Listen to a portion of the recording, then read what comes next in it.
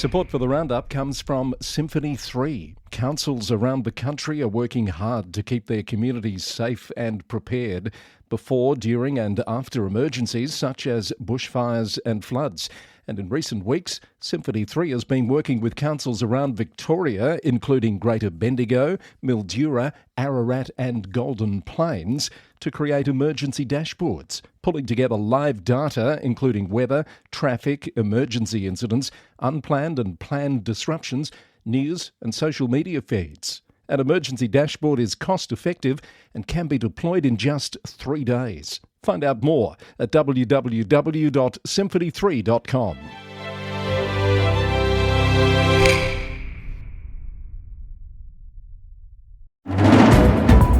Coming up on the roundup, a 1-month suspension for a Southern Grampians councillor. Predictions: Mornington Peninsula Shire's mayor will enter the race for a seat in state parliament. Victorian councils push back on state planning moves. A Tamworth councillor cleared of vandalism charges. Contenders emerging for Newcastle's vacant Lord Mayor position. A Queensland mayor calls for an investigation into cost overruns. And Auckland's mayor pours cold water on a merger proposal. Hello, it's Chris Eddy back with you with more news from and about councils across Australia and beyond here on the Local Government News Roundup. Brought to you by the Victorian Local Governance Association, the national broadcaster on all things local government, with support from Symphony 3, simple, connected customer experiences. It's Monday, the 16th of February, 2026. Good to have your company wherever you're listening across Australia or indeed around the world.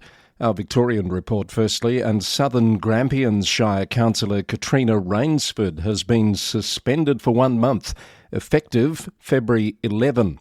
Mayor Dennis Hasland said an independent arbiter has found Ms Rainsford engaged in misconduct, breaching the councillor code of conduct on 6 separate occasions between May and July last year. The application for arbitration was made by the Mayor and 5 other councillors relating to behaviour in various settings, including a CEO-facilitated meeting, a business forum, a press interview and in emails.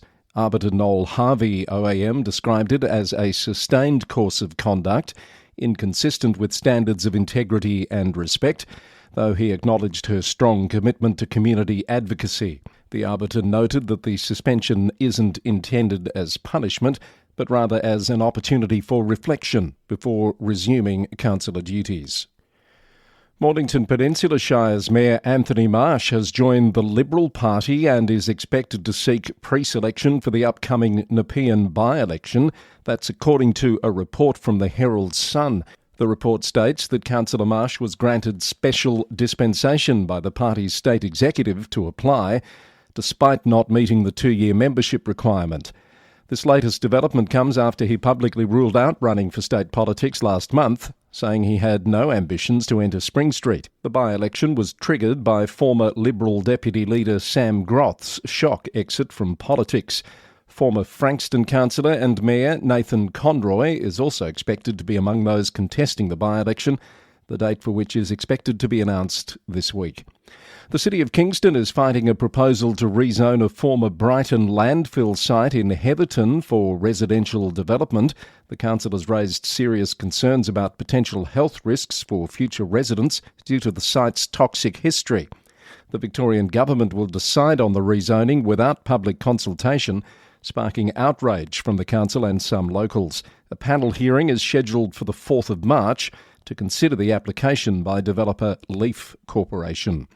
Greater Geelong's Mayor Stretch Contell has accused the Victorian Planning Minister of ignoring community concerns over a proposed Coles supermarket at Point Lonsdale. It's been 5 months since he wrote to Minister Sonia Kilkenny requesting a review of the development. Local residents fear the project will damage the area's character, hurt small businesses and threaten the sensitive coastal environment. The Mayor says he supports development but not at any cost. The state government has yet to respond. The City of Stonington is challenging the state government's proposals for increased building heights around activity centres, saying it wasn't properly consulted. draft plans propose buildings up to 16 stories near train stations in suburbs including South Yarra, Paran and Windsor. Mayor Melina Sear says council's own strategies already deliver the government's housing targets while protecting local character. Murrindindi Shire Council is calling for urgent support after January's bushfires destroyed 193 homes, nearly half of Victoria's total losses. Mayor Damien Gallagher is seeking a 2-month extension to the Victorian Parliamentary Inquiry submission deadline, saying communities are still in early recovery phase. The council is also demanding locally delivered mental health services, warning that the current $6.9 million funding model requires travel of up to 2.5 hours, creating barriers for traumatised residents. And Mansfield Shire Council is continuing its opposition to the Emergency Services and Volunteers Fund tax.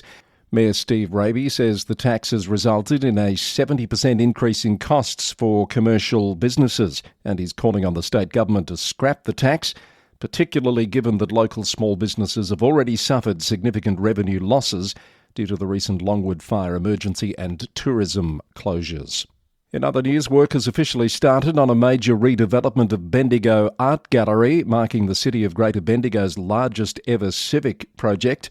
It's expected to create 260 construction jobs and 170 ongoing positions. The gallery's been completely emptied, with all artwork safely stored during construction.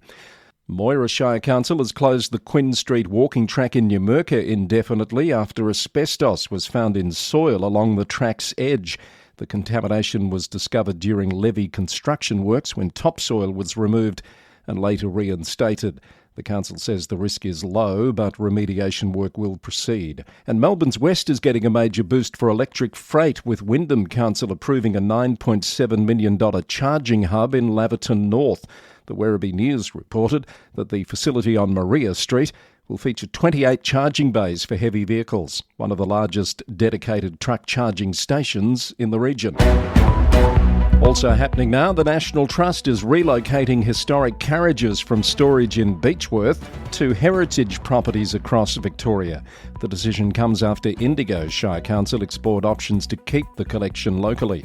2 new digital information screens have been installed by Colac Otway Council in Memorial Square and at the Colac Visitor Information Centre.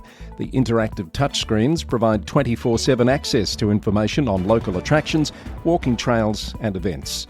And Colac Otway Shire Council has launched a survey to measure how recent fires and flash floods have affected local businesses. The 3-week survey is open to all industries, including tourism, retail, agriculture and trades.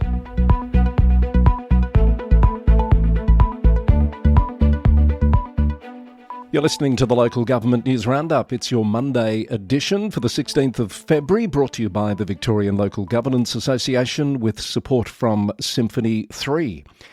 In New South Wales, a Tamworth regional councillor has been cleared of vandalism charges over a graffiti attack on a local business.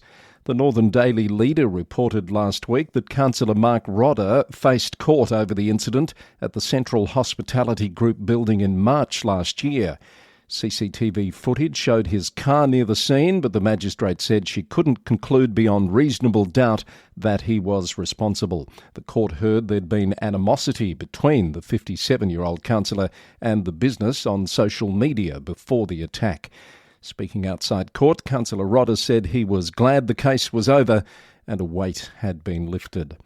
Shoalhaven City Council has voted to accept a proposed performance improvement order from the state government. At an extraordinary meeting Friday morning, councillors agreed to fully cooperate with the Office of Local Government. The council will engage an independent professional to review materials related to concerns raised in the order. The decision must be formally communicated to the Minister for Local Government by February 20. Former NBN News weather presenter Gavin Morris is among those to announce a run at the Lord Mayoralty of Newcastle after Ross Kerridge's recent resignation. Mr Morris will stand as an independent. He was recently let go at NBN News after 17 years in job cuts before the station was sold. TV Tonight reported that he's now searching for a campaign manager, funding and volunteers. Meanwhile, long-term Newcastle councillor Declan Clawson has announced his bid to seek Labor pre-selection for Lord Mayor. He's been on the council for 11 years, including 7 as Deputy Mayor.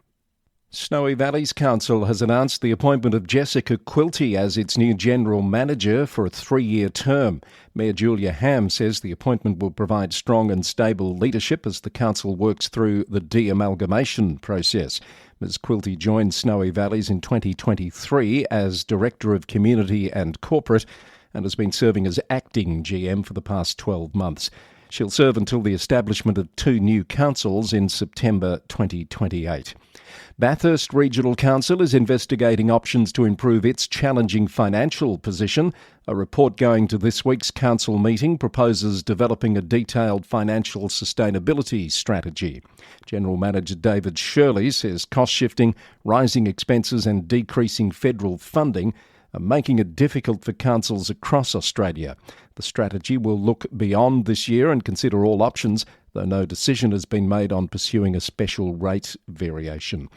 And Gwydir Shire has lost one of its most dedicated community servants, with Councillor Marilyn Mash Dixon's resignation due to medical reasons. First elected in 2012, Ms Dixon served 4 terms and was awarded the Order of Australia Medal in 2017. Her vacancy will be filled through a countback, with results expected on the 17th of March. Mayor Tiffany Galvin says Marilyn's contribution to the Shire will never be forgotten. She was a life member of multiple community organisations and a tireless advocate for the region. More New South Wales councils making news. An unauthorised mural honouring aid worker Zomi Frankham will remain on a heritage-listed council building in Braidwood after Queanbeyan-Palerang Regional Council voted to keep the artwork. It was painted overnight without permission in September last year, according to About Regional. News.com.au reports that Northern Beaches Council has banned bikini-only attire on its free hop, skip and jump bus. Passengers must now cover swimwear before boarding. The policy follows complaints about hygiene from wet, sandy clothing affecting seats and passenger comfort. And angry Cessnock residents will march on Wednesday from Darwin Street to the council car park, protesting the council's financial crisis and its application for a nearly 40% rate increase. According to the Newcastle Weekly, protesters question how council's finances collapsed so quickly, from requesting a minimal rate variation 2 years ago to now seeking 40%. Also happening now, Parkes Shire Council has secured more than $8 million in federal funding for 2 major road safety projects. They're 2 of only 30 successful projects approved nationally. Mayor Neil Westcott thanked community members who wrote letters of support for the applications. Georges River Council says it cut development application determination times by 40% last year, bringing the average time frame down from 256 days to 157, and the refusal rate was reduced by 24%. And Bega Valley Shire Council is partnering with the state government on a comprehensive leak detection project, surveying more than 541 kilometres of water mains using advanced acoustic technology. It's part of a state government program to help regional councils save millions of litres annually.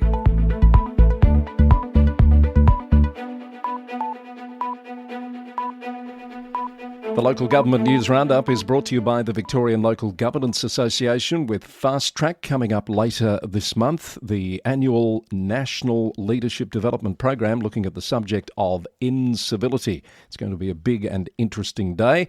Looking forward to seeing you there if you are registered. If you want to find out more, head to the events page on the VLGA website, vlga.org.au. Making news in Queensland, Scenic Rim Regional Council has approved a $1.6 million budget reallocation to complete the Gallery Walk car park project on Tambourine Mountain.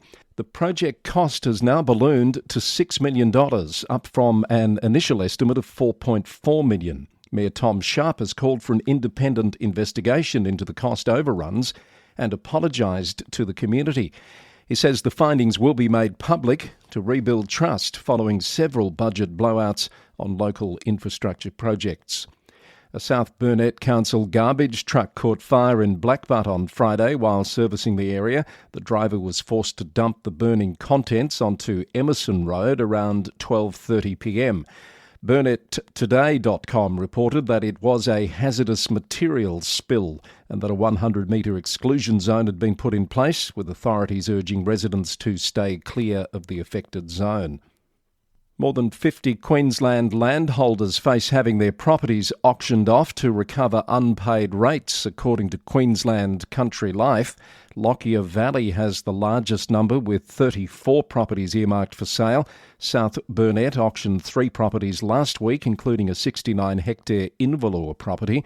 Isaac Council advertised the intention to sell 10 properties last week, while Gympie Council resolved late last year to sell 10 properties to recover unpaid rates. The councils say it's a last resort after extensive efforts to work with property owners. And K'gari is setting a benchmark for recycling in remote locations with contamination rates at just 3%. The commingled recycling service rolled out at Eurong and Happy Valley in September has delivered exceptional results, according to Fraser Coast Council. It says the low contamination rate means recyclable materials can actually be recovered and reused. The success is credited to residents and businesses who've taken the time to sort their waste correctly. From elsewhere in the country, the Local Government Association of Tasmania has released internal migration profiles for every council area in the state. The profiles, developed by Dr. Lisa Denny using recent ABS data, show how people are moving in and out of local communities. The data is part of the Future Populations Network initiative. Council leaders can now access detailed information about population movement in their areas. Some election news out of Western Australia. Simon Robinson and Andrew McRae have been sworn in as councillors for the Shire of Bridgetown Greenbushes, filling vacancies left by recent resignations. They'll serve the remainder of the 4-year term, ensuring full council representation.